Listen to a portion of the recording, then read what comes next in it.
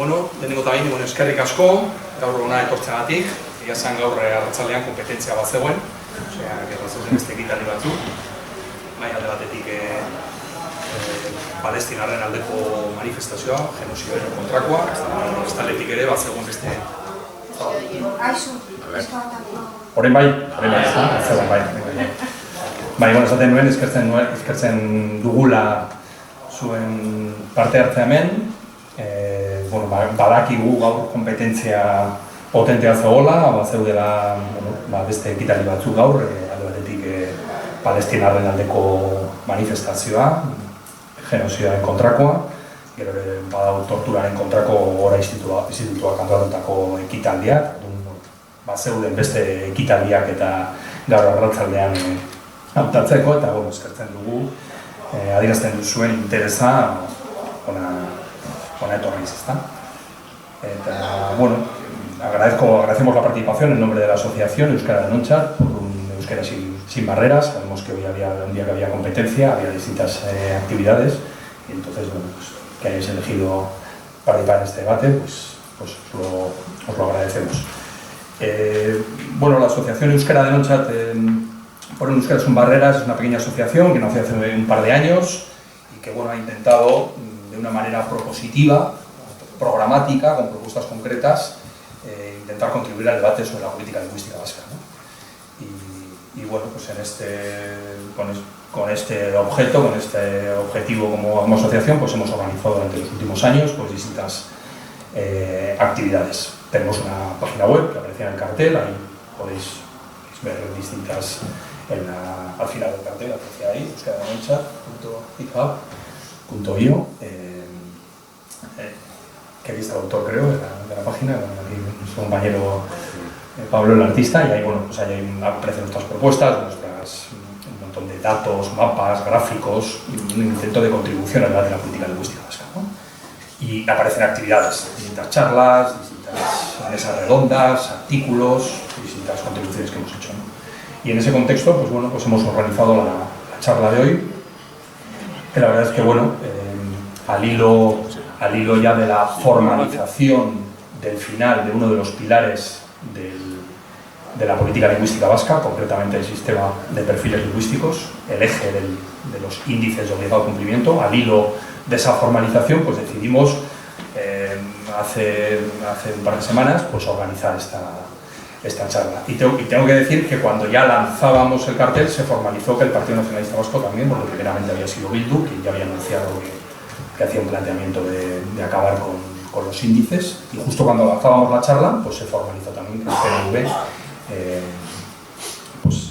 registraba una propuesta para acabar con este elemento, que es una de las cosas que hoy vamos a tratar, ¿no? En principio la mesa de hoy está pensada, hemos invitado al catedrático de la Universidad del País Vasco, Alberto López Basaguren, que ya había participado en algunas de nuestras charlas,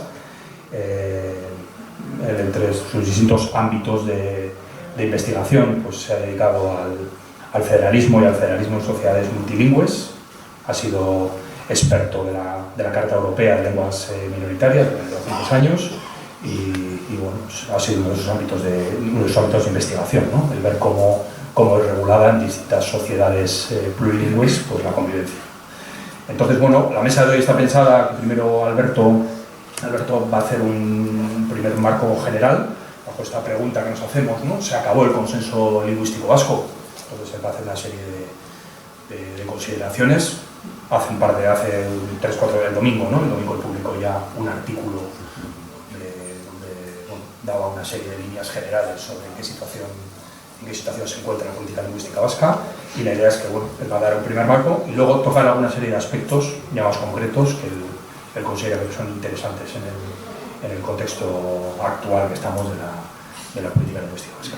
Y después, yo como miembro de la asociación, aunque la asociación trabajamos propuestas distintas, como luego comentaré, nos vamos a centrar en el análisis de lo que supone el final de los índices de obligado cumplimiento dentro de la política lingüística vasca, concretamente en el sistema de perfiles lingüísticos, que implica el final de ese pilar, ¿no? De los índices de obligado cumplimiento, y haré una serie de análisis sobre eso. O sea que ya con el retraso después de la pelea con los sistemas informativos de las juntas, pasamos ya sin más dilación. Alberto, tú tienes tu palabra.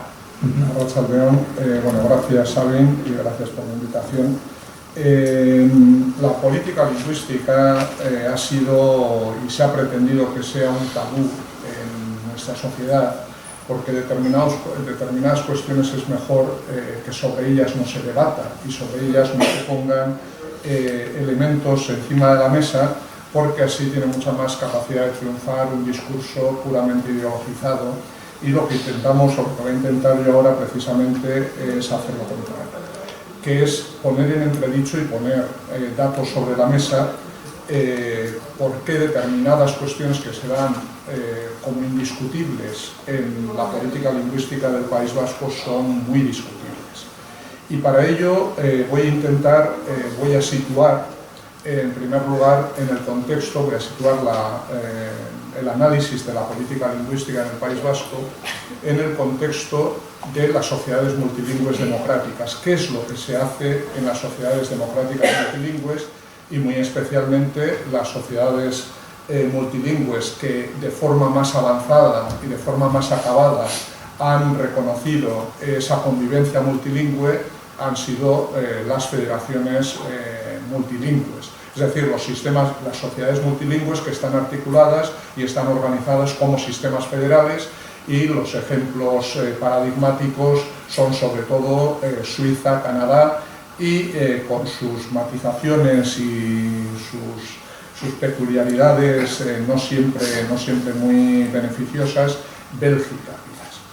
Creo que esa referencia es indispensable para poner de manifiesto algunas especialidades o algunas especificidades del modelo que ha triunfado en España y que entre nosotros recogió el artículo 6 del Estatuto y posteriormente la Ley del Euskera, para resaltar algunas de las novedades respecto a esos modelos de federaciones multilingües que aquí se dan de suyo como si fuesen indiscutibles, como si fuesen lógicos en cualquier sociedad, y sin embargo representan una modificación que debe ser valorada, por una parte, en todo la importancia que tiene frente a la naturalidad con la que se coge aquí, y por otra parte tiene que servir para poner de manifiesto que es un tema especialmente delicado y por tanto lo que se avance en esa vía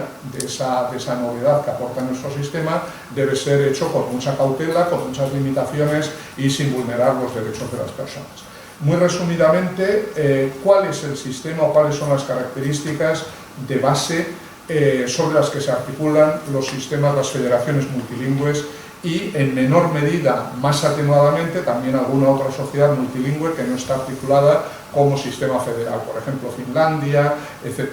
Fundamentalmente el elemento de base es el carácter determinante, y subrayo la palabra, aunque es una palabra muy fuerte, el carácter determinante de la situación sociolingüística. La situación sociolingüística en todos los sistemas es determinante para articular el sistema. Y sobre esa base suelen ser sociedades en las que conviven de diferente forma comunidades de hablantes de diferentes lenguas.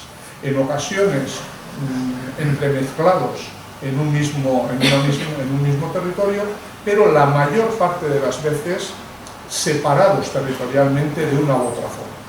O bien en territorios monolingües, o cuando en territorios, quiero decir, en territorios que son la base de la organización institucional de la federación. Los cantones en Suiza, las provincias en Canadá o las regiones en Bélgica.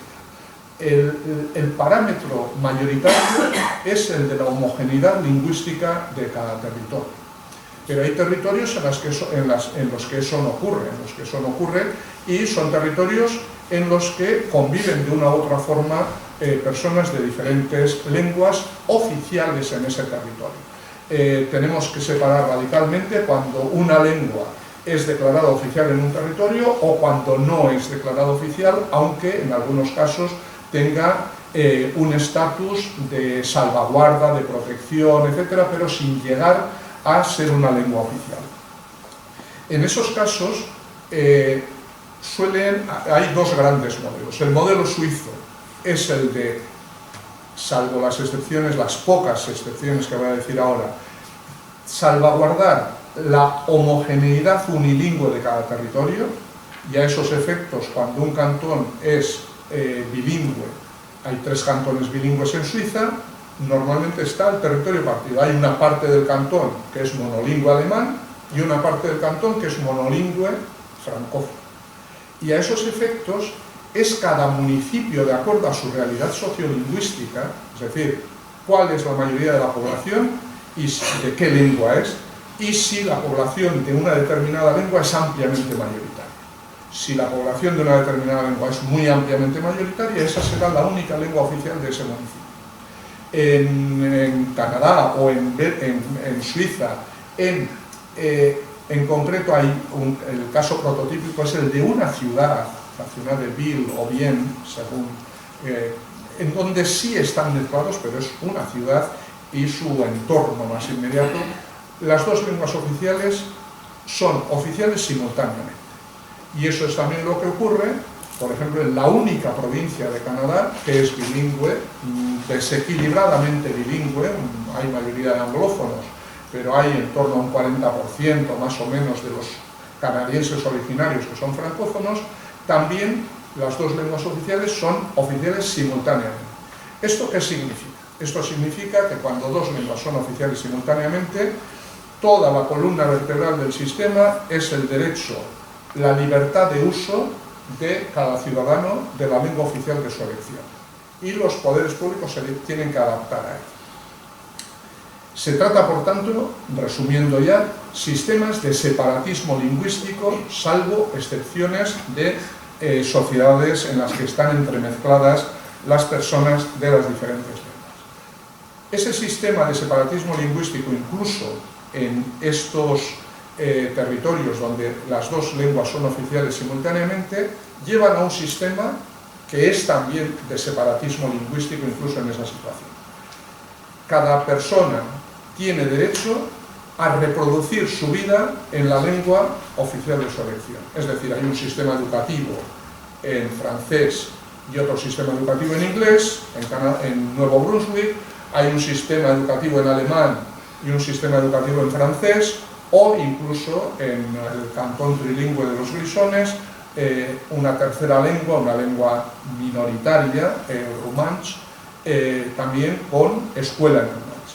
Pero cada uno en su mundo hay sistemas de medios de comunicación en cada lengua oficial, etcétera, etcétera. Incluso cuando hay interrelación, hay derecho a reproducir toda tu vida en la lengua, en tu lengua, o en la lengua oficial de tu elección.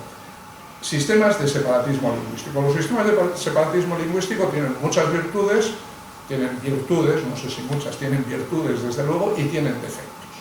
Los defectos, que por ejemplo en Suiza, donde la integración, digamos, nacional es muy débil, se llevan años constatando problemas de integración entre las diferentes comunidades lingüísticas. Y en el año 2000 se aprobó una ley federal de comprensión mutua entre las comunidades lingüísticas, que no ha tenido mucho éxito, y recientemente un proyecto piloto, que se había puesto en marcha en Berna. Berna es un cantón bilingüe, francófono, precisamente por el dominio germanófono. El Jura en los años 80 se separó del cantón de Berna, pero en Berna sigue habiendo un Jura francófono bearnés. Recientemente se puso en marcha una escuela bilingüe y, bueno, por determinadas razones, hace poco leí la noticia de que se clausuraba la escuela porque había fracasado. Frente a estos sistemas de separatismo lingüístico, ¿qué novedades aporta nuestro sistema? Bueno, primero, y voy a ir en esa línea, se suele difundir la idea, más o menos, de que el sistema multilingüe español no es de lo mejorcito, es un sistema muy criticable. Es todo lo contrario. Comparativamente en el mundo, en Europa especialmente, pero también frente a otros países multilingües, y yo estuve durante 8 años en el Comité de Expertos de la Carta Europea de Lenguas Regionales o Minoritarias en el Consejo de Europa, y os puedo asegurar que respecto a la Carta, España es uno de los pocos países que ratificó todas las obligaciones que preveía la Carta cuando no era obligatorio. Para poder ratificar la Carta había que asumir un mínimo de obligaciones. España asumió todas, y las asumió todas. En cada una de ellas hay una escala de mayor exigencia a menor exigencia, suelen tener 3 o 4 niveles según los casos. España en todos los casos, en 2 casos de forma absolutamente irreflexiva e inconsciente, ratificó todo en el más alto nivel. Es uno de los poquísimos países de los que ha ratificado la Carta. Por tanto, respecto al parámetro de la Carta, estamos en el nivel superior con muy pocos otros países.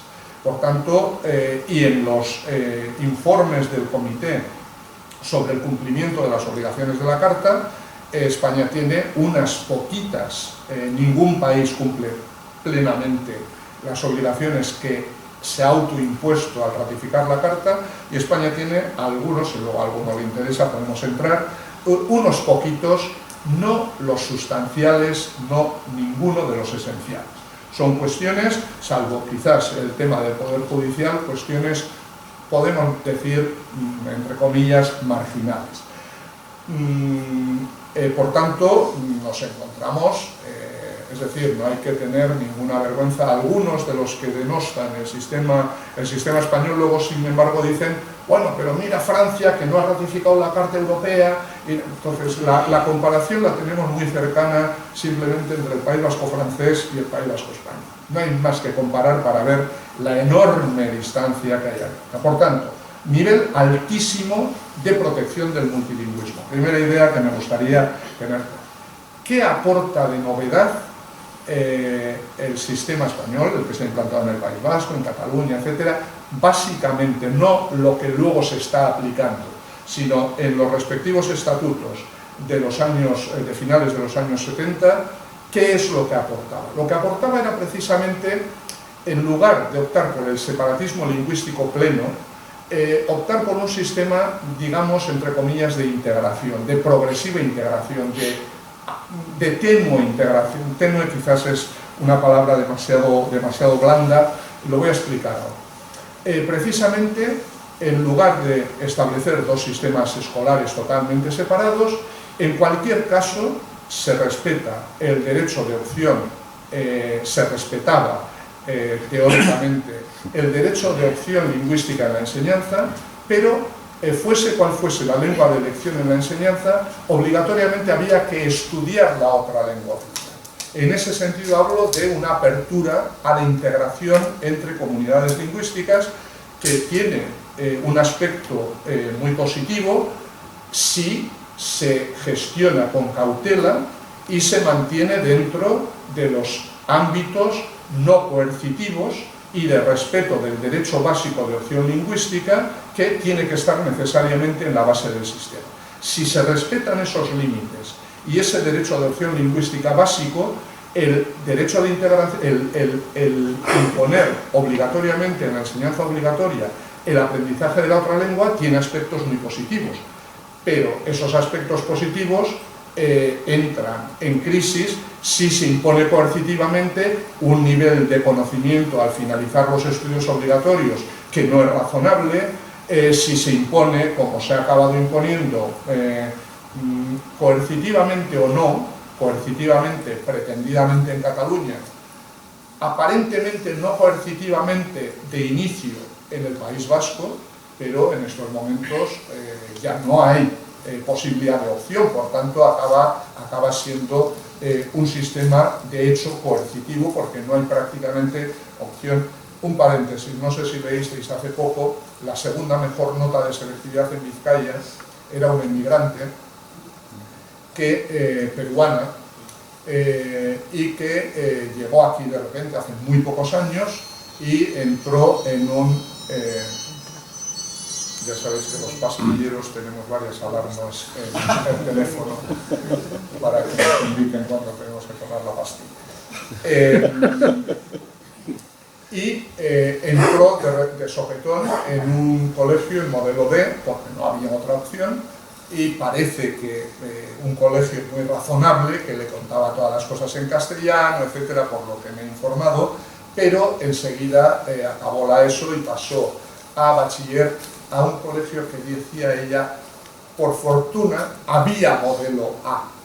Debe ser ya de los pocos sitios donde existe un modelo A, y eso le ha permitido a esta chica obtener la segunda mejor nota de selectividad que muy probablemente no hubiese obtenido si el bachiller lo hubiese tenido que hacer en un modelo de estricto con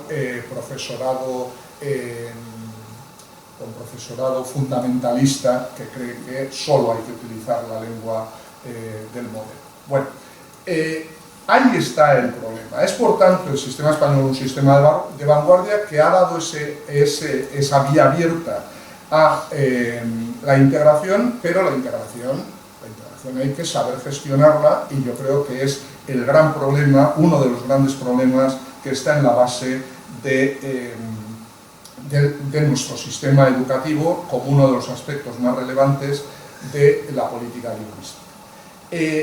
Ese modelo del que yo he hablado teóricamente, a mi juicio, se implementó de forma muy adecuada en la Ley del Euskera del 82, porque, entre otras cosas, se garantizaba en primer lugar el derecho de opción lingüística en todos los ámbitos, también en la enseñanza, y de ahí surgieron los modelos, o ahí están los modelos. Se imponía el aprendizaje obligatorio de la otra lengua, y en todos los ámbitos se normalizó el euskera. Últimamente se habla mucho de que el euskera no está normalizado. Normalizar el euskera no es que toda la ciudadanía vasca hable euskera. Normalizar el euskera es que en el ámbito público, en el privado cada uno hace lo que quiere, en el ámbito público, quien hable una u otra lengua, y por tanto quien hable euskera, tenga garantizado el derecho de la interlocución en todo el ámbito público, escuela, medios de comunicación, poderes públicos, administraciones, en la lengua oficial de su elección. Eso es normalizar una lengua que estaba proscrita de esos ámbitos, que estaba al margen de esos ámbitos.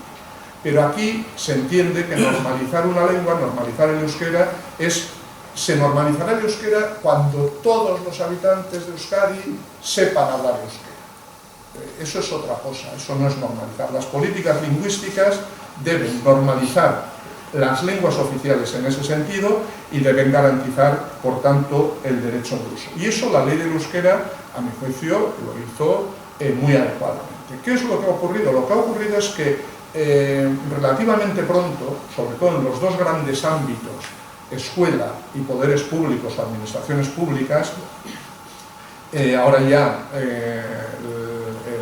luego Sabin hablará de ello, pero el decreto de normalización del euskera ahora ya habla en general del sector público, es decir, también empresas, etcétera, con mayoría de capital público, y por tanto eso todavía ensancha mucho más, y como decía, como recordaba yo el otro día en el artículo, el 20% de todo el empleo prácticamente es empleo en el sector público, es decir, bueno, luego veremos. Eso significa que en una situación sociolingüística, y la ley del euskera tenía en la base el tener en cuenta la realidad sociolingüística de cada lugar, tanto para la escuela como para la administración pública o las administraciones públicas, eso se empieza a romper. Se empieza a romper en la escuela con una progresiva generalización que ya es, me corregiréis quienes más estáis en el mundo educativo, pero es ya prácticamente total o casi general, del modelo D, sin tener en cuenta la realidad sociolingüística, pensando, y esto ya viene de muy lejos, cuando yo era concejal en los años 80, a finales de los años 80, ya se vendía, cuando Herri Batasuna propuso en el ayuntamiento una campaña municipal a favor de la matriculación en el modelo D, y Euskadiko Ezkerra defendimos muy incautamente que hubiese una campaña municipal a favor de la matriculación en los modelos, en los colegios públicos, cualquiera que fuese el modelo. ya se vendía, la inmersión en la escuela, cualquiera que sea la lengua familiar y cualquiera que sea la lengua del entorno, garantiza el aprendizaje de la lengua sin ningún menoscabo en el proceso de aprendizaje. Eso se ha demostrado absolutamente mentira. Claro que hay un porcentaje de chavales, chavalas, que si les pones en un sistema educativo en chino, en Baracaldo, tendrán éxito y saldrán adelante y aprobarán todo y aprenderán chino y aprenderán lo que les han contado en chino. Pero eso es una minoría. Cuando se generaliza sin tener en cuenta los índices socioeconómicos y culturales, la lengua de la familia y la lengua del entorno, es fácil integrar inmigrantes en euskera en una zona donde el euskera es una lengua mayoritaria socialmente, pero no es factible hacerlo de forma generalizada en una escuela localizada en un municipio donde no se habla el euskera y tampoco lo habla en su familia. Es decir, el sistema se ha establecido de forma rígida, haciendo abstracción de estos dos elementos, lengua de familia y lengua social, lengua vigente socialmente, y es de una absoluta rigidez cuando la situación del País Vasco requiere, la sociedad vasca requeriría un sistema absolutamente flexible, combinando estos diferentes elementos y viendo el tipo de estudiante y lo que se puede esperar de unos y de otros. Bien, el tema de los poderes públicos se lo dejo a Sabin, pero en el ámbito de los poderes públicos ha habido también una evolución en el sentido de exigir de forma crecientemente generalizada la necesidad de acreditar el perfil lingüístico, superando los porcentajes que ya eran muy flexibles y muy generosos del decreto, cuando hacía la ecuación euskaldunes más cuasi euskaldunes, que nunca he sabido muy bien qué es un cuasi euskaldun para dirigirse a un poder público en euskera, la posibilidad que hay de que alguien que se autodefine como cuasi euskaldun haga un escrito administrativo en euskera dirigiéndose a una administración, partido por dos. Teniendo en cuenta que los euskaldunes, ¿cuántos euskaldunes realmente hay? Se toma en cuenta el mapa sociolingüístico y la encuesta sociolingüística y por tanto ahí se meten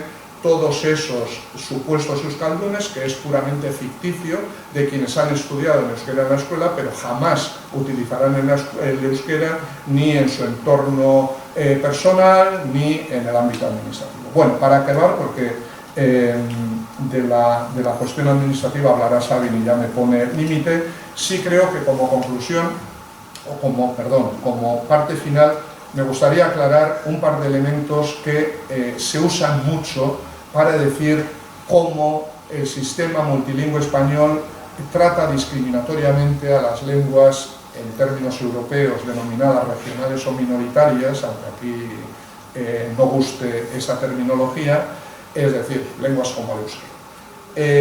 Dos cosas voy a referirme. Primera, se utiliza permanentemente la Constitución en el artículo 3 impone el deber de conocimiento del castellano y sin embargo no hay un deber similar de conocimiento del euskera y por tanto esa sería la base, lo dicen constitucionalistas, juristas, también afirman eso. Eso es pura y simplemente falso. ¿Qué es, primero, por qué el artículo 3 hace referencia al deber de conocimiento del castellano y no hace referencia al conocimiento de las otras lenguas españolas? Porque el artículo 3 de la Constitución tiene como objetivo exclusivamente regular el castellano, el régimen jurídico del castellano. El régimen jurídico del euskera, del catalán, del gallego, etcétera, lo deja a los estatutos de autonomía. Por tanto, de acuerdo con sus estatutos, los estatutos sabrán cómo regulan dentro del marco constitucional. Por tanto, la Constitución solo tenía como objetivo regular el régimen jurídico del castellano.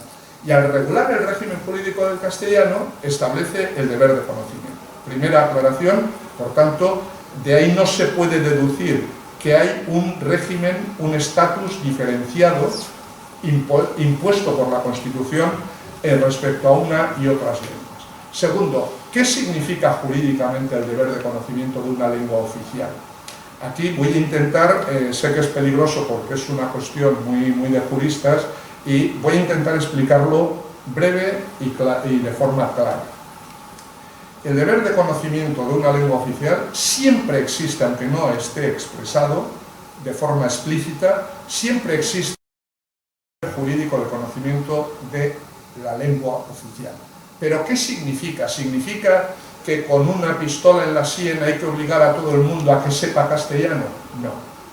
Lo que significa es que allí donde el castellano, y solo el castellano, sea lengua oficial, ningún ciudadano español puede alegar desconocimiento de esa lengua si los poderes públicos se dirigen a esa persona exclusivamente en castellano.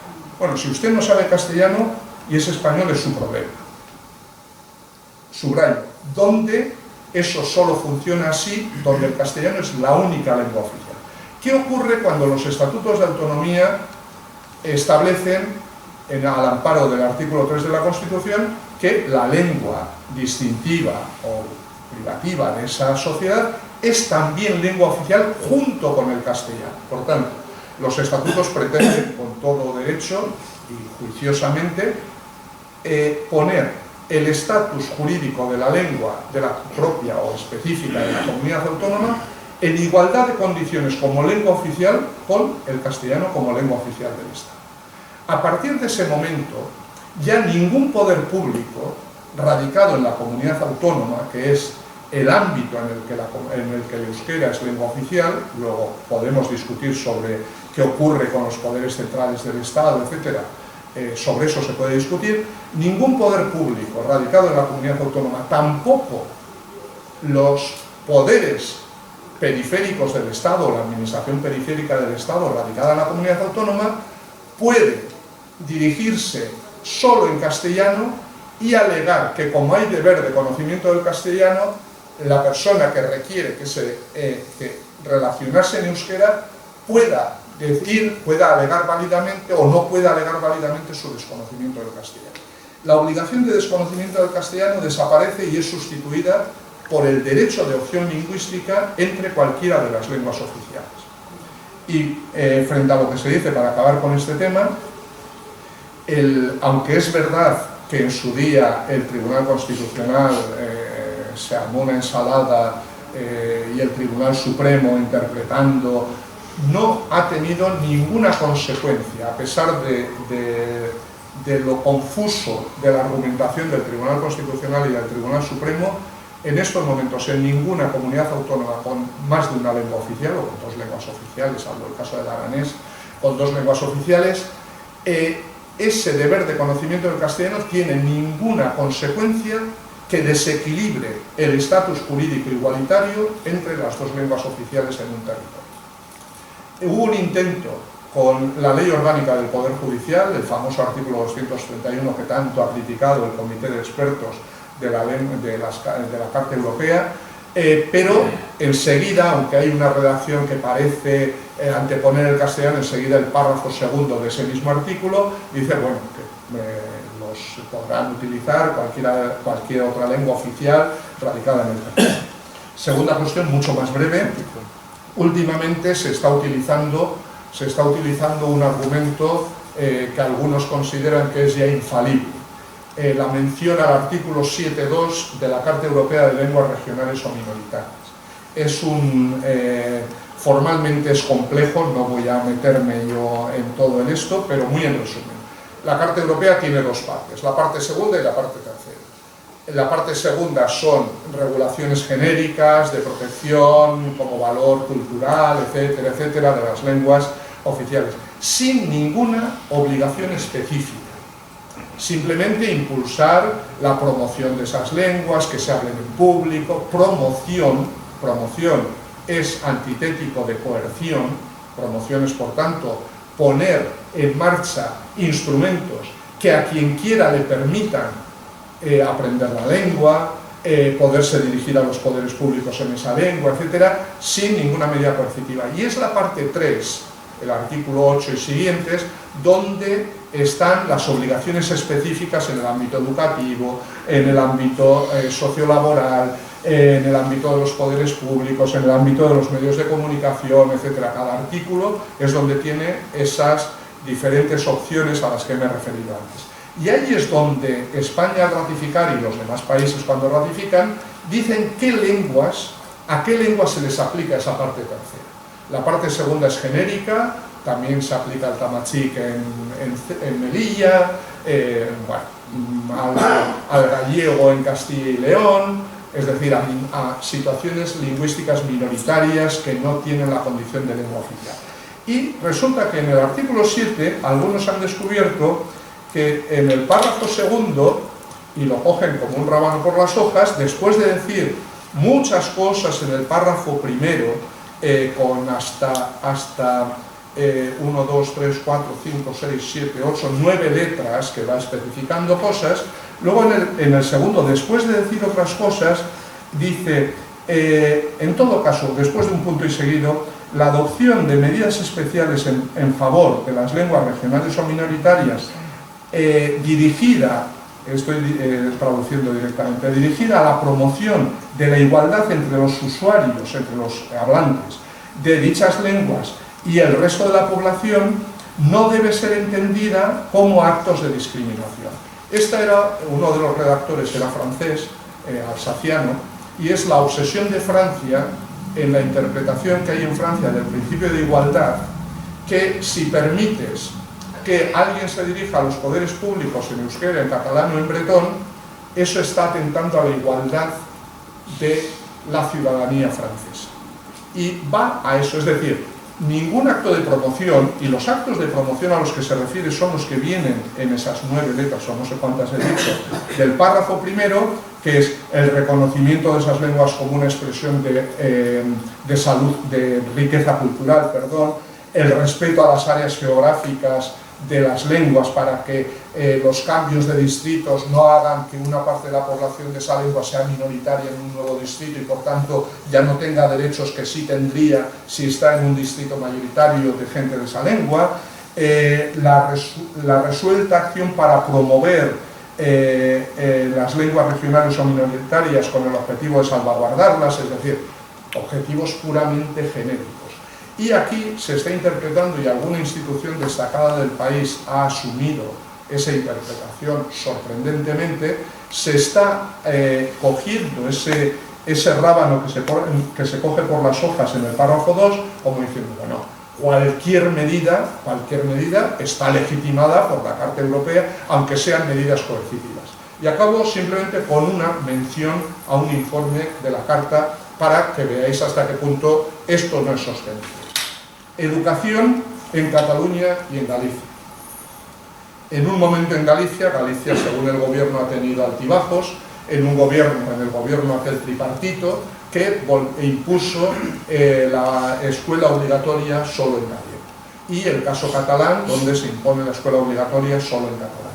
En el segundo informe sobre España, el Comité de Expertos recuerda que la Carta Europea de Lenguas Regionales o Minoritarias, donde hay una obligación específica en el artículo 8 que obliga a España a que ponga a disposición de los ciudadanos un sistema educativo íntegramente, esa es la obligación que España voluntariamente asumió, íntegramente en lengua regional o minoritaria, recuerda el Comité de Expertos que la Carta Europea impone a España la obligación de tener disponible, de poner a disposición un sistema educativo en lengua regional o minoritaria, pero no obligatorio para todos, pero la Carta no impone que sea obligatorio para todos, sino solo para aquellos cuyos padres así lo deseen. Por tanto, esto es lo que matiza cómo el artículo 7 evidentemente no se puede interpretar en el sentido de legitimación de cualquier medida coercitiva. Le dejo el turno a Sabin y luego volveremos, si está bien.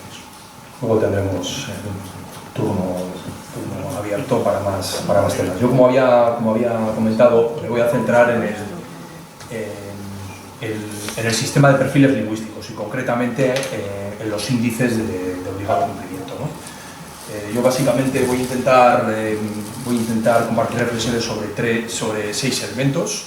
El punto de partida es ese fin del consenso, esa formalización del fin del consenso sobre los índices de voluntad de cumplimiento. Entonces, desde ese punto de partida voy a reflexionar sobre qué son los índices, qué son esos índices, cómo se sitúan en el sistema de perfiles lingüísticos, algunas consideraciones y valoraciones y parámetros para enjuiciarlos. Un segundo elemento, algunas cuestiones sobre la propuesta del PNV, cómo finaliza, cómo quiere finalizar y qué nuevo sistema quiere implantar. Los puestos de trabajo en el País Vasco tienen perfil lingüístico. Entonces hay un primer elemento que es el debate de qué nivel. Pues es el PL1, el PL2, el PL3, el 4, la nomenclatura del marco europeo, B1, B2, ese es un pilar. Y luego definido eso, hay 2 elementos, en cuántos se exige y en los que no se exige cuánto cuenta como mérito. Entonces los 3 elementos son esos, qué nivel, en cuánto se exige y cuánto cuenta como mérito. Entonces, lo que toca en los índices de obligado cumplimiento es el nivel de exigencia, ¿no? O sea, en cuántos de esos 160.000 puestos de las administraciones públicas vascas, en cuántos puestos es exigible. Ese es el elemento que formalmente se rompe con las propuestas de PNV y Bildu, el sistema que ha estado vigente desde el año 80 y tantos, ¿no? Luego haremos consideraciones sobre las otras 2 patas, esto del debate del nivel que lleva toda la vida desregulado, y luego haremos consideraciones sobre eso, este disparate que ha llevado a que se pida a enterradores el PL4, el C2, propio de Euskal Filología de enterradores, o que los auxiliares administrativos haya de PL1, de PL2, de PL3 y de PL4, como si sus funciones sean distintas en función del vuelo y tal, pero bueno, y luego el debate del mérito también tiene su intríngulis, ¿no? Pero bueno, el eje que se rompe, es el pilar que se rompe, es el de la exigencia. O sea, ¿en cuántos de esos 160.000 puestos se va a exigir el perfil lingüístico como requisito? Entonces, a ver, nuestro sistema se ubicaba, yo aquí ponía, hay tres referencias, ¿no? Está el sistema de la Administración General del Estado, que decidió que ponía perfil lingüístico a cero puestos. Bueno, miento, 0 no, porque creo que debe tener algún traductor en nómina, la Administración General del Estado, entonces ese sí tendrá exigencia de el traductor de la Administración General del Estado de Euskadi, pues ese tendrá que ser euskera, pero decidió que el 0% y que luego la gente vaya allí y si tienes suerte, pues te encuentras con alguien que te atiende, o no, pues depende de lo que encuentres, ¿no? En el otro extremo está el sistema hacia el que vamos, que es la exigencia en el 100%. Ese es el sistema al que vamos, que ahora veremos las propuestas de PNV. Y en medio, pues está el decidir en qué porcentaje. Y nosotros el sistema vasco tomó los índices de obligado cumplimiento, que como antes mencionaba Alberto, va en función del censo, el Eustat, la gente declara muchas cosas, pero luego te declaran como en 7 grupos, pero luego te agrupan en 3 y te colocan en 3, o declaras, tú dices que sabes euskera, o tú dices que no sabes euskera, o dices que eres cuasi bilingüe, que en las definiciones son distintos grupos de gente que o entiende muy bien o entiende quilicolo bastante mal, pero en todo caso no habla bien, no termina de hablar ni comunicarse y escribir bien, ¿no? Entonces, sobre todo que no habla bien. Entonces, bueno, puede entender muy bien o puede entender menos bien, ahí hay un 19% de la población vasca, ¿no? Entonces, lo que se hace es coger todos los que declaran saber euskera, más la mitad de los que declaran saber euskera, y en tu pueblo queda un porcentaje. El porcentaje general en Euskadi ahora mismo es el 53%. La suma de un 40 y pico que declaran saber euskera, más la mitad de ese 20 que declaran que son cuasi bilingües, pues queda un 53%. Ese sistema no es perfecto, luego voy a hacer alguna referencia sobre él, pero es un sistema que decidió ese camino de, bueno, hay puestos en los que sí y puestos en los que no. Se podrían decir otras fórmulas, pero bueno, se eligió ese, ¿no? Y este es el sistema que se va a romper. En principio, ¿con qué argumentos? Dicen, no, es que esto de los índices, esto es una invención de la ofensiva judicial, esto son los jueces, esto en realidad se han saltado ellos, esto no lo decía la norma. Entonces yo esto simplemente voy a remitir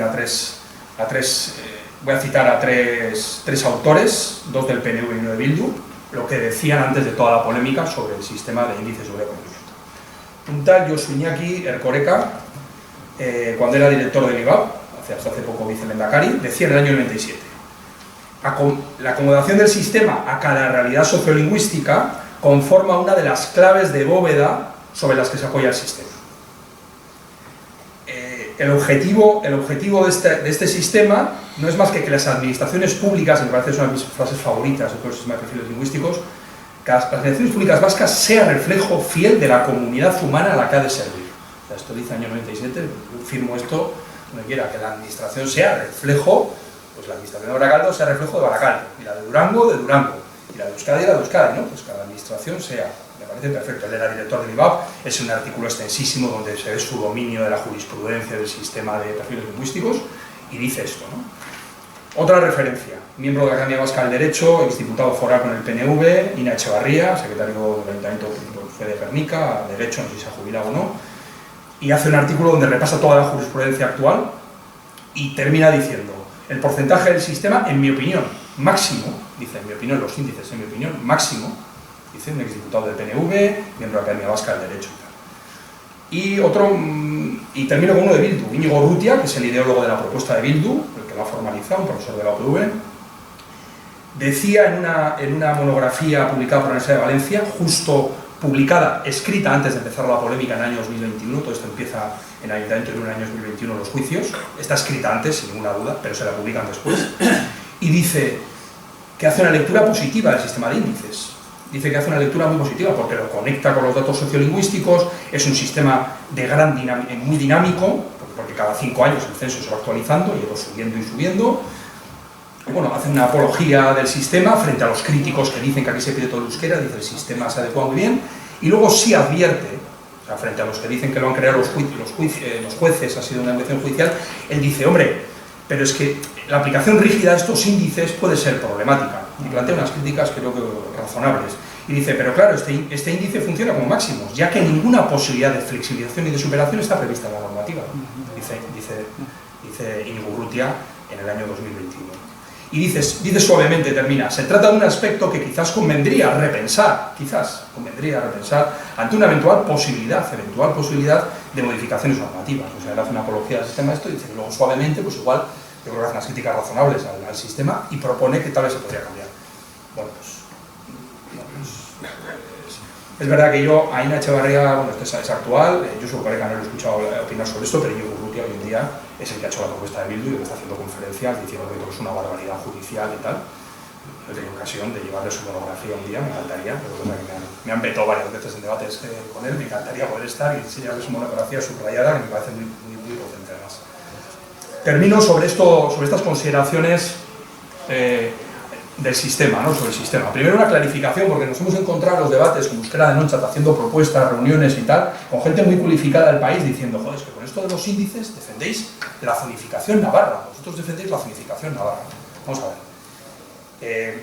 El sistema vasco es la cooficialidad en todo el territorio, en todos los pueblos. O sea, aunque en un pueblo, en La Guardia, declare hablar euskera el 2% en La Guardia es lengua oficial y tiene los derechos de que la administración le trate en euskera. A diferencia de la zonificación navarra, que como habla muy poca gente en la Ribera Navarra, en Tudela, ha decidido que allí no es oficial. Allí solo hay un 1 o 2% de gente que habla euskera, pues decide que no es oficial.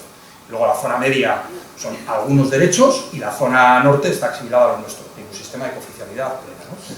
Entonces, a veces hay confusión. Cuando defendéis que en Baracaldo el índice es 35, defendéis el tema navarro. No, lo que dice nuestro sistema es que con un 35% de puestos, el Ayuntamiento de Baracaldo tiene que ser capaz de responder a ese 2% de baracaldeses que piden los trámites en euskera. Eso es lo que dice, un 35, ese 2%, un 1%, depende de las encuestas de distintas encuestas. Entonces, bueno, y termino el sistema. ¿Es alto o es bajo? Pues hombre, el sistema vasco actual es 53. La administración que más seriamente se ha tomado a registrar la opción lingüística de la ciudadanía es Osakidetza, que tiene registrado un 16% de la ciudadanía ha elegido el médico en euskera. Pues en principio, hombre, que para atender a un 16% a la ciudadanía, hay encuestas sociolingüísticas en donde declaramos los vascos que hablamos un 20 y pico por 22, 23%. Y luego hay, por ejemplo, en Osakidetza hay un teléfono donde la gente llama, que ya no es lo que declaras, y cuando llama el 9% en euskera. Pero me da igual, el 9, el 16 o el 22, lo que creo es que un 53 bien organizado perfectamente puede atender a ese 9, 16 o 20% de la población, ¿no? Yo creo que eso, creo que los índices actualmente son razonables. Sin perjuicio, y yo esta crisis la veo como una oportunidad, de que el sistema de índices no es perfecto, porque este sistema está pegando ahora, está en unos números razonables, pero hay pueblos pequeños donde desde hace tiempo, por ejemplo, en la escuela todos los chavales salen con modelo D, que está subiendo vertiginosamente, a pesar de que el uso no sube en el pueblo, los índices están subiendo de manera disparada. Entonces a mí me parece que de cara al futuro, la propia declaración de que sabes euskera no me parece el mejor, incluso el mejor parámetro, o sea que bienvenido sea, que vamos a repensarlo todo. O sea, digo que esto, aunque creo que los índices actuales dan unos parámetros razonables, fuera parte de casos extremos, yo creo que es claramente en los pueblos muy pequeños de Álava, donde la declaración de demanda en euskera es del 1 o 2%, pero los índices salen del 15, del 20, son ayuntamientos pequeños, ¿no?, que suelen tener 8 o 10 empleados. Yo creo que esos índices del 20% posiblemente no están capacitados para poder dar los servicios en régimen oficial. Igualmente creo que tampoco el sistema de índices en los Arnasgunes, ¿no?, en sitios donde, en municipios muy pequeños, donde sabe euskera más del 80%, que igual les dan índices del 80 y pico, 90, ¿no?, y de pronto un ayuntamiento de 10 empleados le toca que uno no tiene que saber euskera, pues en esos ayuntamientos tal vez no tenga sentido, ¿no?, que de pronto alguien quede exento de saber euskera en un pueblo donde hay son puestos individuales, uno es el brigada, el otro es el barrendero, el otro es el trabajador social, el otro es el secretario, cada uno tiene sus funciones, igual no tiene sentido, ¿no? Entonces yo creo que en esos casos, pero en los grandes municipios con matices, yo creo que ahí, bueno, son proporciones que pueden dar, que están en condiciones de atender los usos lingüísticos equilibrados con el reflejo de dar opciones a la realidad social de su municipio. Bueno, este era el punto más largo. Pasamos a la propuesta adjetivado desreguladora del PNV. El PNV, frente a esta norma, ¿no?, que plantea un número donde en tal pueblo tantos puestos tienen que tener índice, lo que plantea es que cada administración, cada ayuntamiento decida, intento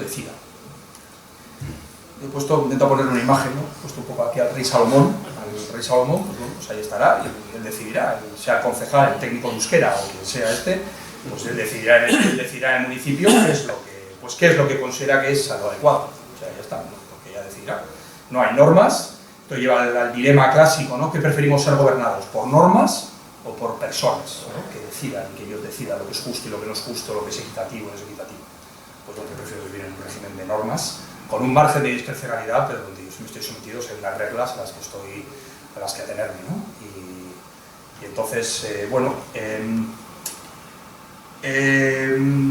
dos elementos termino con el sistema desregulador del PNV.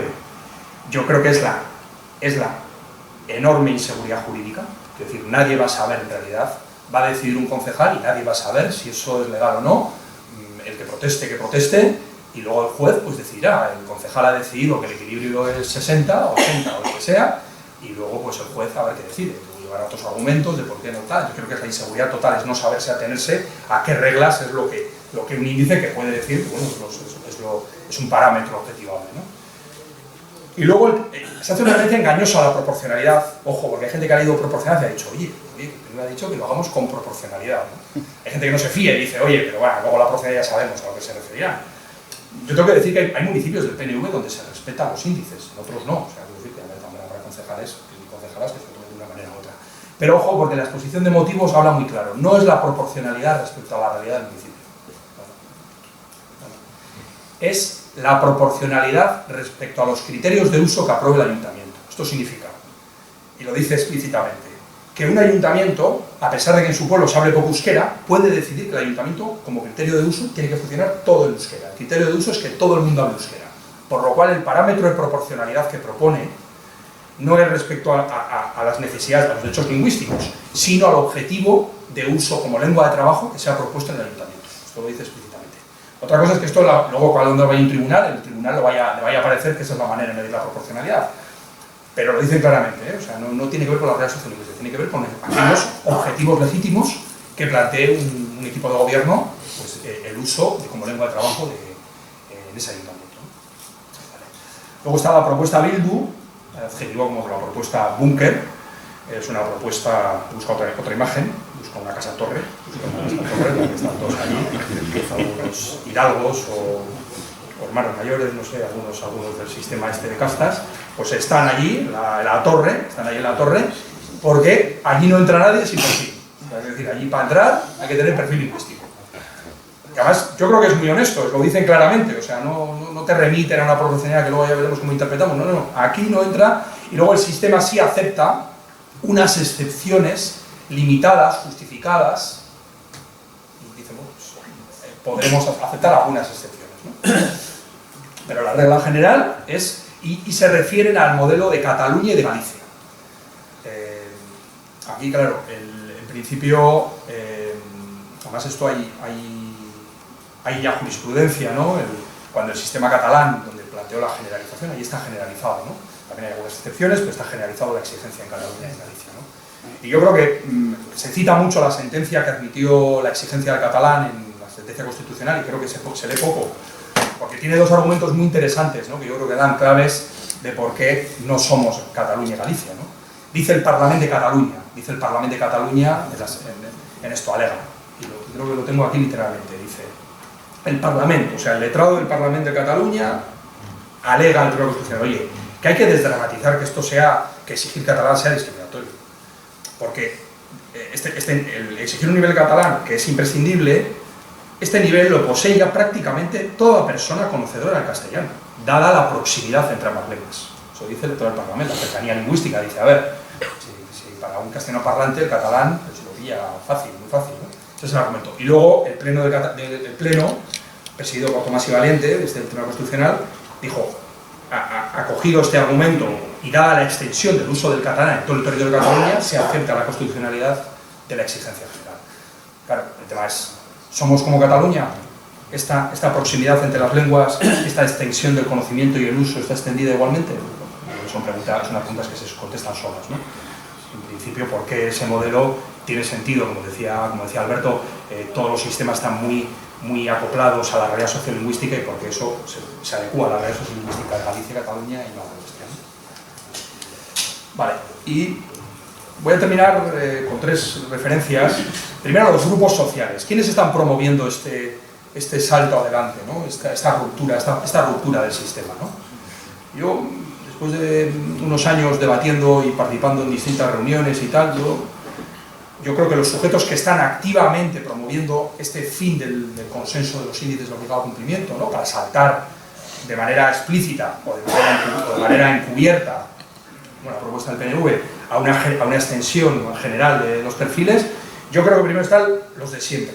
Yo creo que hay un grupo que son los antipluralistas de siempre, conocidos en este país, los sectores que en algún debate alguna vez creo que incluso terminan con cara de no sé de qué os quejáis, si lo de antes era mucho peor, o sea que como, bueno, si ahora en realidad solo es trabajo y tal, o sea, en realidad, sí, o sea que sí, yo me he encontrado con actitudes de estas, como, joder, tampoco es para tanto, ya pues oye, que curren otra cosa o que se vayan, o sea que ya está, tampoco, que pueden vivir tranquilamente en un sitio. Entonces, bueno, yo creo que son los de siempre, unas visiones ultramononacionalistas y muy antipluralistas. Luego hay, bueno, voy a pasar al tercer grupo, y me voy a quedar con los que yo creo que hay en la buena gente que yo he encontrado. Tal. Luego el otro grupo, yo he puesto aquí los gauchos. A ver, bueno, voy a explicar primero los pesimistas. Yo creo que son gente que tiene el pesimismo sincero, gente que tiene una visión de agonía, una visión pesimista y preocupada por la situación del euskera. Yo creo que están, sinceramente, son gente de trayectoria pluralista, yo he tenido la ocasión de debatir horas con varios de ellos, tienen una sincera preocupación y un pesimismo sobre el panorama del euskera. Y para ellos, bueno, pues solo medidas como estas, como el más madera, en este caso como exigir más laboralmente, es la única solución pues, que ven. Claro, es verdad que hemos intentado debatirles, claro, que una lengua minoritaria no se impone por leyes y por el poder, quiero decir, una lengua minoritaria necesita el apoyo de la gente, la opción de la gente por esa lengua, ¿no? Entonces, simplemente si es una lengua de poder, de exclusión, de su acceso laboral, se puede generar pues, un mundo paralelo de desapego, donde la gente, después de los jefes y después de los comisarios lingüísticos, pues ya vive de otra manera, ¿no? Entonces necesita jugar con esa adhesión. Tengo que decir que he pasado varias horas debatiendo con algunos de ellos, no he conseguido. Yo creo que están bastante influenciados por la correlación de fuerzas, ellos ven que sí, que esto de la adhesión es muy bonita, pero que hay una correlación de fuerzas para este salto adelante y lo van a hacer. De hecho, uno me dijo, esto va adelante, con o sin vosotros, mejor que os suméis, pero esto va adelante. Bueno, pues nada, pues ya veremos, ya debatiremos el derecho a ser minoría y a discrepar, ¿no? Bueno, digo que son gente sincera, yo creo que sí me interesa y hay que diferenciar entre los talibanes de siempre y esta gente, ¿no? Yo creo que hay que tender y hay que ser empático, y luego cuando se baja propuestas concretas, muchos intentos de propuestas alternativas, ¿no?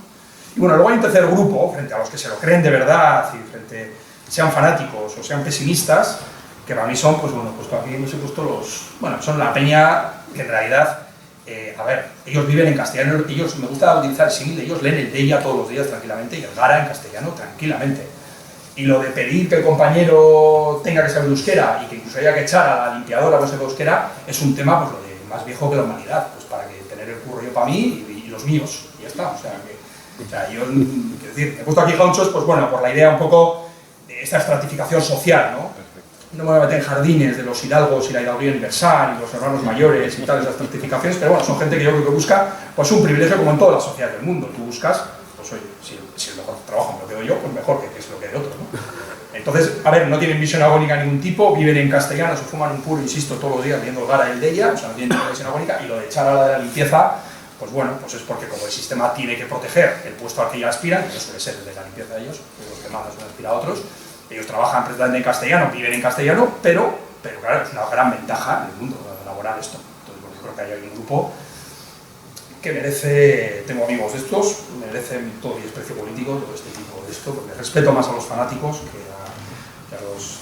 Son más peligrosos los fanáticos, pero es que esto bueno, me parece un tipo de... Bueno, pues una forma tan mezquina y tan egoísta de instrumentalizar una lengua que me parece bastante lamentable, ¿no? Entonces, voy a hacer un par de referencias más a esto de los grupos activos. Yo creo que aquí la gran ofensiva que ha existido en este país es una ofensiva contra la ley del euskera. Es la gran ofensiva. Si te vas a jornadas, tengo varias citas. Dicen, es que la ley del euskera, claro, se fundamentó en la libertad. Ya es tiempo de revisar eso, porque en Euskal Herria tiene que ser obligatorio para vivir saber euskera. Otro decía, pues, la ley del 82 es una ley analógica y eso ya no vale. Entonces, bueno, referencias, yo creo que es la gran ofensiva en marcha, es la ofensiva contra los principios que fundamentaron la ley del euskera. Yo creo que es la gran ofensiva, explícitamente están vídeos ahí, con grandes organismos subvencionados con dinero público, que se dedican a hacer jornadas para atacar el régimen actual lingüístico. Vale, y quiero terminar una referencia. Yo creo que luego, claro, estos sujetos activos encuentran también colaboradores, que no están en estos tres grupos, pero yo creo que hay una gran pereza en el país y la gente dice, joder, a ver, pues el sistema que tenemos es de perfiles lingüísticos, pues tira perfiles, pon perfiles, más arriba, más puestos y tal. Yo creo que hay, pues vuelvo con la expresión esta de Maslow, ¿no? Si tu única herramienta pues, es el perfil lingüístico, pues tiendes a dar todo problema, pues lo que falta son más perfiles. Y yo creo que hay una tendencia en muchos sitios, en muchas ideologías contrapuestas. Me he encontrado con partidos políticos variopintos que en principio ideológicamente no están en eso y te encuentras, no, pero oye, es lo más práctico, ¿no? Le pones un perfil a todo y así no hay que organizar turnos, no hay que organizar parejas municipales que vayan juntos y tal, ¿no?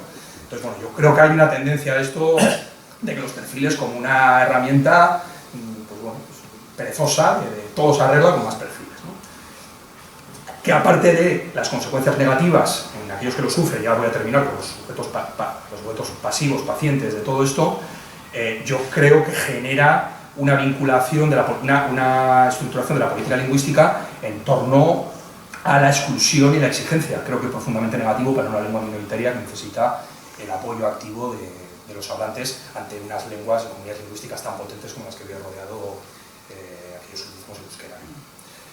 Y bueno, breve referencia, porque andamos mal de tiempo, los sujetos pacientes es, por supuesto, toda la gente que no sabe euskera.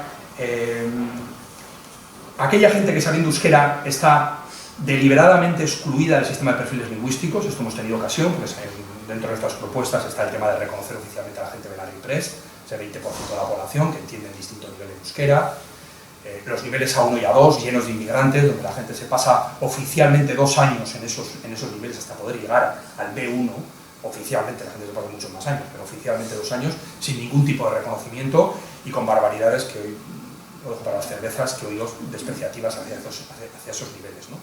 Y yo creo que, bueno, además del 40% de la sociedad vasca que no sabe euskera, está ese 20 y pico % que sabe estar en estos niveles, que no tiene ningún tipo de reconocimiento del sistema de perfiles, ¿no? Entonces, pero bueno, me parecen agentes interesantes, ¿no? Ya digo, un 20% de población que tiene distintos niveles en euskera, sin ningún tipo de reconocimiento, sin ningún tipo, sí, para hacer el euskera al día. Pero cuando lo planteas para que esto den medio punto en una posición, os aseguro que se levanta el muro, porque lo hemos visto. El muro se pone y dice aquí no entra nadie con esos niveles que vale para las fiestas, pero no valen para que te reconozcamos en un puesto como mérito. Y bueno, menciona aparte lo del C2. dijo una vez una experta, una persona con responsabilidad de la política lingüística vasca, que una vez fue a un congreso europeo, somos la comunidad lingüística con más acreditados de C2 de toda Europa. Más acreditados de C2, se ha pedido el C2 en la administración, sobre todo en la administración local, y claro, eso sí que supone un grupo social minoritario con un nivel, muy pocos puestos, casi más puestos con C2 que trabajadores. Y si quitas a los filólogos vascos que tienen C2, que no pueden aspirar a ser arquitecto del ayuntamiento o letrado del ayuntamiento, quitas a eso y prácticamente hay más puestos de trabajo. De hecho, ha pasado en la estabilización del gobierno vasco, ha entrado gente sin ningún tipo de experiencia por el C2, ha estabilizado para unas leyes que están pensadas para llevar allí un montón de años de interino, y ha entrado gente sin ningún tipo de experiencia solo por el C2 y tal. Pero bueno, me había saltado, ¿no? Había saltado la AG, porque ahora quiero meter un poco el quinto punto, termino con esto de los grupos, los votos activos, los pacientes. ¿Cuándo se rompió, no? Yo creo que esto se rompió hace tiempo ya, se ha formalizado la ruptura. Entonces quería destacar que el primero, en mi opinión, que la rompió fue la Administración General del Estado, que lleva 43 años saltándose la disposición específica que le dice que tiene que atender de manera bilingüe en la comunidad autónoma vasca. Entonces, la política es de una dejadez total, de manera intermitente. A veces se han hecho cursos para que los funcionarios de la Administración de la AGE en Euskadi aprendan euskera, pero sin ninguna planificación para que ese 10, 15, 20% que pide el DNI o que pide la cita básica social en euskera pueda ser atendido en euskera, que se podría demostrar que el derecho lingüístico se puede hacer de manera mucho menos burocrático, aparatosa que el sistema que tenemos. Se podría mostrar un sistema mucho más flexible, y había una dejación absoluta, ¿no? Una dejación absoluta. Hasta el punto de hoy en día, ni siquiera ya los saltos de teléfono ni siquiera están planteados así, que digo, aunque sea cuando hable con la grabación, déjame hablar un par de saltos con el teléfono, ¿no? Yo creo que, como saben, que como el tercero luego la persona solo aleatoriamente te hablará en euskera, muy remotamente, pues ni se molestan en que la grabación te hable en euskera, ¿no? Porque hay una dejación absoluta de la Administración General del Estado. Y luego yo creo que por parte de las administraciones vascas, yo creo que el sistema, el consenso lingüístico tenía muchas grietas, ha mencionado algunas, concretamente en el sistema de perfiles lingüísticos. Voy a quedarme en dos cosas. En el año 2010, el gobierno del Partido Socialista, con una OPE, el gobierno de Patxi López, montó una OPE en la que respetó los índices, los méritos dentro de los márgenes legales, los intentó poner el umbral bajo, y hubo un estudio luego, años después, de una técnico del gobierno vasco, hizo un estudio sobre los perfiles de gente que había entrado pues en el gobierno del Partido Socialista, con toda esa posición, y en la revista Alibab hizo un estudio diciendo que sin euskera prácticamente no había entrado nadie. Es decir, yo creo que la parte de que eso que decía el Coreca, que sea reflejo y que haya gente, pues como el país, que hay gente que no se euskera, que también puede trabajar en la estación pública, yo creo que eso estaba roto hace mucho tiempo, eso estaba roto. Y luego creo que el sistema tiene incluso locuras en las que el sistema de perfiles como mérito sirve a la gente para huir de los pueblos euskaldunes. Esto me lo contó hace años una archaina, me contaba cómo históricamente, por razones obvias de la violencia, opositaban muy pocos guipuzcoanos.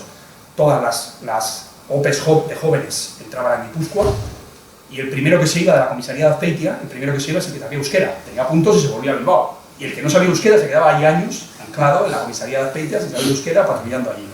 Esto pasa también en Osakidecha, pues los consultorios que no quieren, los que saben euskera no quieren, prefieren irse a otros ambulatorios con más compañeros, con de trabajo, y quedan vacíos, o quedan para el médico latinoamericano esos pueblos en el consultorio donde verdaderamente es fundamental que se atienda en euskera, ¿no? O sea, el propio sistema privilegia laboralmente en perjuicio de los derechos lingüísticos. O sea, es decir, yo creo que la ruptura de las grietas del sistema daría para mucho, ¿no?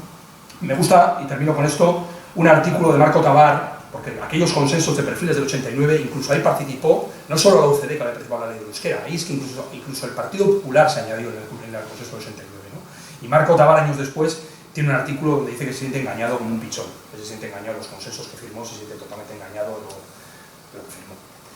Y bueno, pues tenía el último punto sobre el qué hacer, pero como nos quedan 10 minutos, bueno, pues hay alternativas.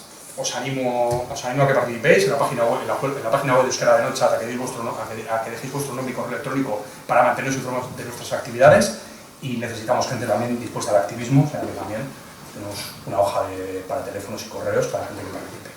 Y bueno, vamos a aprovechar estos últimos 10 minutos para, bueno, pues algunas fuerza sintéticas, preguntas o intervenciones que se quieran hacer. Así que, vamos, tenemos aquí el micro.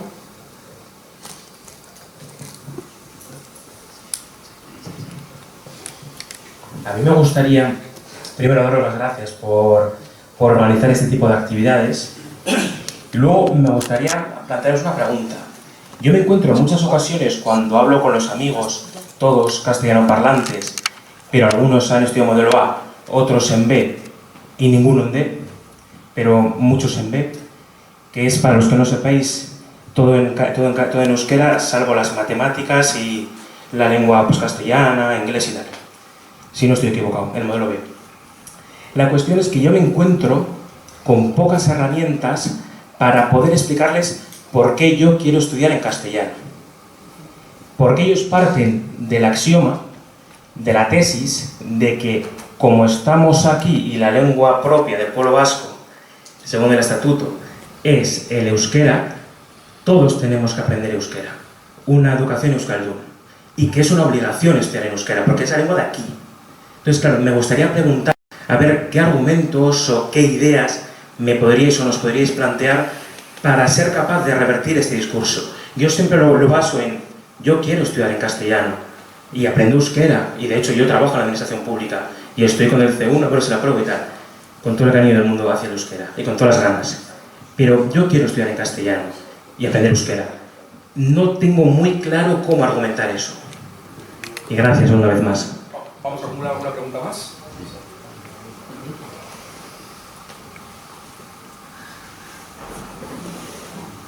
Mucho porque No lo dejéis para... Puede contestar, Puede contestar, Bueno, yo creo que es una cuestión... Perdón, sí, muy brevemente, bueno, muchas gracias. Simplemente apuntar, como a la vez que soy, que estamos observando en Álava, por ejemplo, que quizás donde menos euskera tradicionalmente se hablaba, hay, claro, debido a que muchos vizcaínos y guipuzcoanos a través de la universidad pues están accediendo a trabajar en Vitoria y demás, se está produciendo un nivel de exigencia de toda esta gente, de que la administración y también en la calle se les atienda en euskera. Y en este aspecto se está viendo cómo de alguna manera se está produciendo una diferencia de nivel entre los alaveses de toda la vida y la gente que, originaria, digamos, de otras provincias. Y eso lo que al fin y al cabo aflora es una diferencia de uso del euskera muy grande, que requeriría que la administración, a la hora de establecer estos perfiles, estos puestos en la administración, tuviera en cuenta estas cuestiones, porque al final lo que se está haciendo es, de alguna manera, aplicar en todo Euskadi, de manera totalmente, haciendo tabla rasa, aplicar las exigencias de euskera en un mismo nivel, y lógicamente hay muchas administraciones, en concreto en Álava, por ejemplo, se están produciendo situaciones a nivel de educación, a nivel del gobierno vasco, a nivel de entidades locales, en las que el nivel de exigencia del euskera es absolutamente desmedido para el uso que tiene. Entonces, no sé cómo se podría, de alguna manera, adaptar esas exigencias a cada lugar o a cada tipo de uso. Gracias. La línea de eso, así que no va más. Digo, por eso, Cómo poder evitar que ese poder de función, el corporativismo, que a medida que van, pues esto lo estamos viendo, las exigencias que has pedido tú, generalizar a todos, cómo se puede evitar que el poder de la función y de esa gente y poder corporativo se acabe de poder de opresión y esa locura, pues de las perversiones que se producen en el sistema, que llevan a que resulta, que es lo que tú has apuntado, que el que más euskera sabe no está en Ochandiano, sino que se va echando los pies y se va a Vitoria. Es un poco lo que dicen estos, ¿no? No está en Villarreal y se va a Vitoria. No sé, habría que... a mí solo se me ocurre, aparte del entendido, es precisamente exponer estos casos una y reiteradamente, y hablar de ello, decir que esta perversión esto es, y tratar de hacer entrar en razón a todos estos, poniendo la realidad de la lingüística, y que lo que le decía era el dicho cristiano de siempre, ¿no? No está hecho el hombre para el sábado, sino el sábado para el hombre que descansa, y hay que adaptar. Y ese juego de la prudencia mínima y el sentido común que nos lleva a todo eso. A ver, Pero un poco eso. yo estas dos y luego tú la educativa. Bueno, Álava es de los sitios donde se respetan las exigencias. Le toca un 30 y pico % de exigencia y la respeta. Y el 10% de gente que habla en euskera en Vitoria, el 8 o 9% según las estadísticas, pero me da igual, sea el 5, el 12 o el 10, tiene derecho legal a que los servicios públicos le atiendan de manera bilingüe. Allí se respeta la proporción de un 30 y pico % de la administración. Otra cosa es el efecto que tiene luego en el resto de puestos en los méritos. Pero allí se están respetando los índices en cuanto a proporciones de exigencia. Un 30 y pico %, para entender en principio a ese 10%, que incluso se podría considerar que un 30 y pico % para la administración depende de algunos servicios. Por ejemplo, claramente, un ejemplo claro donde tiene que ser superior, la Guardia Municipal. La Guardia Municipal tiene la exigencia, tiene que ser que en cada pareja vaya uno que sepa euskera, o sea que debe ser un 50%. En el servicio de urbanismo, pues de los 7 arquitectos, pues tal vez si hay un 10%, con uno, con dos, que sepa con dos, sería suficiente. Pero bueno, allí se está respetando. Ya te digo, otro es el efecto menos visible que tiene los méritos, que eso es otra, yo creo que a veces ese es el motivo por el cual, pues, si no entra la gente sin euskera, le cuesta mucho más, ¿no? ¿Y qué hacer? Mira, yo lo de susurrar al oído del rey lo hemos probado ya. Hemos susurrado, hemos llevado enmiendas, hemos llevado propuestas, no funciona. No será porque no se les ha dado alternativa, razones, enmiendas, todo el cariño y la empatía. No funciona. Está en otra cosa y lo que queda es un debate democrático. Yo veo como una gran oportunidad el falso consenso, el consenso resquebrajado, seguir con él, para mí era insostenible ya. Yo tengo que decir, creo que agradezco que formalmente se dé por roto y abordemos y pongamos sobre la mesa. Yo voy a llevar la frase del Coreca, yo os voy a decir que quiero el país que decía que quería el Coreca. Y ese país, y hay propuestas, tenemos propuestas para defenderlo. Y ya está. ¿Y se carga el sistema? Yo creo que es una oportunidad. Porque el otro, un consenso falso que tenía 1000 trampas, los méritos, luego te metían los méritos superiores, luego la elección de destinos, el euskera servía para escaparte del puesto y coger el de castellano sagrado. Tiene tantos disparates por las rendijas que creo que es mejor, se ha acabado. Y entonces, bueno, vamos a debatir y vamos a hacer un debate y una confrontación democrática. Ellos están a eso y habrá que movilizar a la sociedad para otra propuesta. Ya digo, no es por falta de enmiendas, Todos estos sectores han tenido enmiendas alternativas, propuestas. Yo termino con una anécdota. Hace poco estaba en una reunión donde pedían subir el C1 al personal médico, ¿no? De B2 a C1. Y yo propuse una alternativa, ¿no? Porque había gente preocupada, ¿no? Porque como no tienen C1, pues tenemos pocos profes de universidad y tal. Y dije, oye, ¿por qué no hacemos un programa de liberaciones donde a la gente que tiene B2 se le ofrece la opción de liberarse unas horas, un par de horas a la mañana, para coger el C1, ¿no? Bueno, pues activaron todos en contra de las liberaciones. Yo propuse una alternativa, que es para que la gente B2 pueda sacar el C1, que era la preocupación que concretamente había una persona allí de la universidad. Pues se activaron en contra varios. No, que eso es liberaciones, nada de liberaciones, exigencia. Y dije, bueno, pues había alternativas, podíamos hacerlo de otra manera, ¿no? Lo que queréis es, bueno, pues queréis el martillo este de Maslow, queréis sacudir a la gente y tal, porque habiendo alternativas y propuestas, que esto se podía hacer, y habiendo modelos, como se hizo el IRALE, aquí de educación, cuando dicen, no, el IRALE no es un modelo. Pues yo creo que frente a otros modelos de administración, antes se citaban las empresas públicas, los 15.000 trabajadores de empresas públicas han entrado en el sistema de perfiles negándoles el derecho a las liberaciones. Es muy fuerte, negándose el derecho a las liberaciones. Formalmente contestó el gobierno vasco que eso que eso ya se quedó fuera. Y, o sea, los nuevos modelos, frente a anteriores, donde era ayudando a la gente, son modelos de la exclusión. Y bueno, pues tocaba momento de debate, momento de organizarse. O sea, sobre el tema educativo.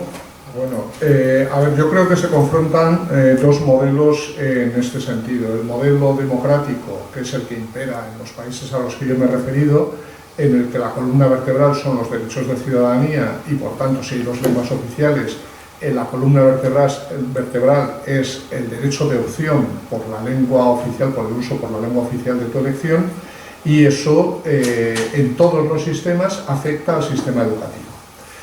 Frente a eso hay un sistema de desarrollo nacional, hay un sistema o un proyecto nacional. Por eso cuando algunos dicen, no, el término nación tiene un problema, y es que todos los nacionalismos, sean de grandes estados, sean de pequeñas naciones, tienen siempre la tentación de la homogeneidad, y en nuestro caso es homogeneidad lingüístico-cultural. Y eso en esta sociedad ha calado muy mayoritariamente, incluso más allá de quienes se declaran y se sienten claramente nacionalistas. Y ese modelo ha triunfado o está triunfando.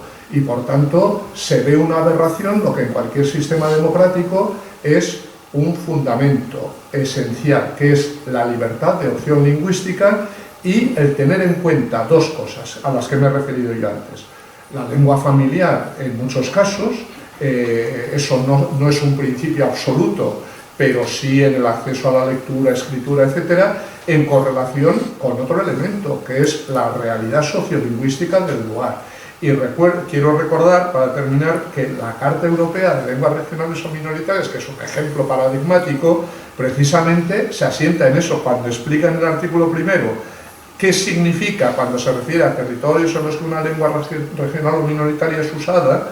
Dice, significa el área geográfica en la que la referida lengua es el modo de expresión de un número de personas que justifiquen la adopción de medidas de protección y promoción, de medidas de promoción y protección de las establecidas en la Carta. Es decir, el elemento esencial es, se puede exigir cuando hay una realidad lingüística que lo justifica, pero la cuestión es que si prima un proyecto nacional, todo eso se desbarata y lo que es lógico en cualquier sistema democrático parece una aberración. Vamos fuera de tiempo muy sintéticamente, venga.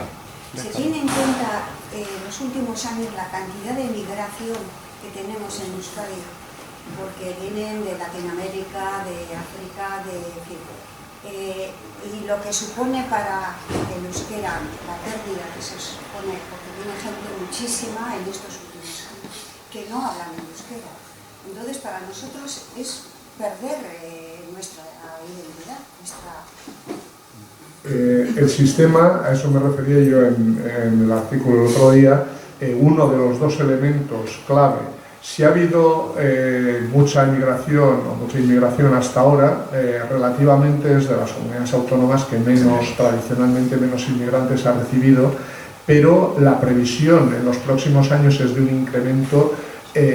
O Euskadi desaparecemos, la sociedad vasca desaparecemos como tal, o la necesidad de incorporación de inmigrantes va a ser de unas dimensiones que esto va a saltar por los aires de la peor forma posible, precisamente por una política impositiva.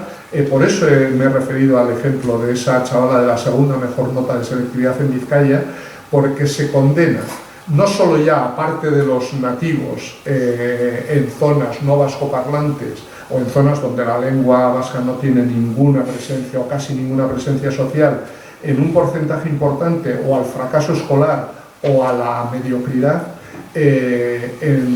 con los inmigrantes eso se va a multiplicar y la reacción, luego no nos podremos quejar de la reacción frente a la exclusión, especialmente en las segundas generaciones, y yo creo que eso es lo que va a hacer saltar este sistema de esa casa-torre, pero en las peores condiciones posibles. Cuando podría haber un sistema de incorporación progresiva del euskera, para que cuando menos se adquiera un nivel suficiente, pero asentando previamente, sólidamente, un alto nivel de lectura y escritura que tiene que ser necesariamente, a mi juicio, salvo pequeños sectores, o salvo algunos sectores, en o la lengua familiar o la lengua del entorno social. Un inmigrante, bueno, yo suelo contar un ejemplo, yo he tenido estudiantes en el grupo de euskera, una rumana de Azpeitia o de Ordizia, etcétera, que hablaban perfectamente de euskera del lugar, porque no necesariamente la lengua familiar es totalmente condicionante, pero la suma de una lengua familiar y una lengua social extraña a la lengua del sistema educativo hace que una parte muy mayoritaria de esa gente acabe en la exclusión. Hasta aquí. Desde Euskera de Noncha intentaremos seguir participando en este debate que es de política lingüística que está en pleno apogeo. Intentaremos no quedar atrapados en el choque de ultranacionalismos, intentaremos una visión pluralista, una visión a favor del euskera desde un punto de vista democrático y pluralista, y en eso nos empeñaremos. Insisto, necesitamos gente, manteneros informados en nuestra web, dar nombres y apellidos para poder participar y hurrengo arte, eskerrik asko, venga.